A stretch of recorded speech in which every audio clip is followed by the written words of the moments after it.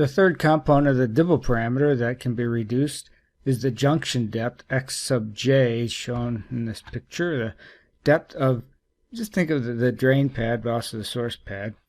It's not as easy as you might think to make it short, because somehow you have to get this N region into the p-type, and that involves some material science. You have to get the dopant ions of the N-type to go in. Some diffusion is involved, and you try to manage it by using very short diffusion times heated with a pulsed laser, but it's ultimately going to be kind of large. So there are two tricks that I will describe to try to get that junction depth as small as possible, and they are fairly successful. So it's not just trying, it's done. First one is drain extensions. You can imagine it as just an extra thin region also of N-type doping, the shallow drain extension it's called. It will be lighter doped for practical reasons. If it were heavily doped, then you would have diffusion depth that goes deeper than some small amount you'd like.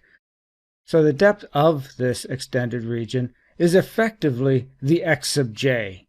The current will have to go through this drain extension to form the channel. And since the drain extension is very thin, the channel layer will also be fairly thin as well. And this very thin extension region is done with extremely fast pulse laser annealing. So these microsecond laser pulses that allow the dopant ions to get into the material without going very deep. So it keeps it small. This works well to give a very shallow junction. So x sub j is small. The DIBL parameter will be small. Since the DIBL parameter is small, the off current will be low. The leakage current, that is, will be low.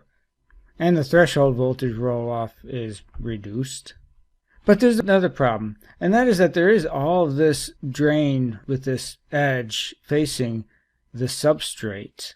Current can leak out of that, and that will behave like extra parasitic current, because it will be current that passes from the drain to the channel through the substrate. That will effectively lower the overall conductivity of the channel, which means then that the on current will be lower. A second trick is to use a Schottky barrier instead of doped semiconductor source and drain. Is this done to both the source and the drain? Even though I say Schottky barrier drain, it's Schottky barrier drain and source. Instead of a dope pad for the source and a dope pad for the drain, metal silicides are used, which have high conductivity. Effectively, then, the depth of the junction is whatever thickness you make this. Because it's a metal silicide thin film, no diffusion into the substrate is needed, so it can be made very thin. And again, the channel is effectively as thick as you made the metal silicide layer.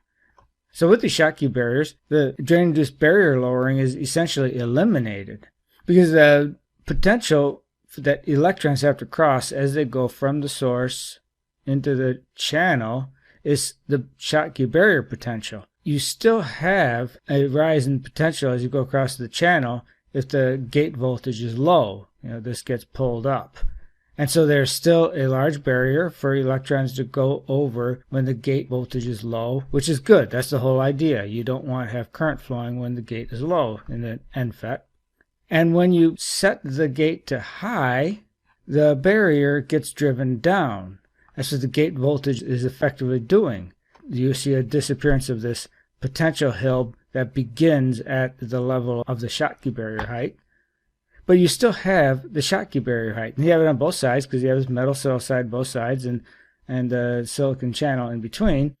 And so the Schottky barrier height is fixed. This silicon conduction band edge has to land at the interface exactly the Schottky barrier height above the Fermi level of the metal silicide.